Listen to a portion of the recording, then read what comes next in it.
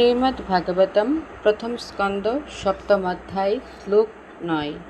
শৌনক উবাচ স বৈ নিবৃতি নিরত সর্বত্রাপেক্ষকো মুনি কৈশ্য বা বৃহতিমেতাম আত্মারাম সমভ্যস্যৎ।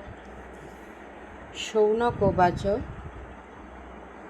শ্রী শৌনক জিজ্ঞাসা করিলেন, তিনি বৈ অবশ্যই, নিবৃত্তি মার্গ, নিরত সর্বত্রভাবে, উপেক্ষক উদাসীন, মুনি কৈশ্য কি কারণে, বা অথবা বৃহৎ এতাম এই আত্মারাম সমভ্যস্যৎ অধ্যয়ন করতে হয়েছিল।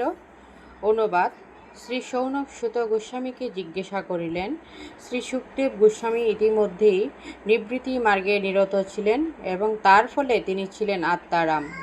তাহলে কেন তাকে এই বিশাল সাহিত্য অধ্যয়ন করার কষ্ট স্বীকার করতে হয়েছিল?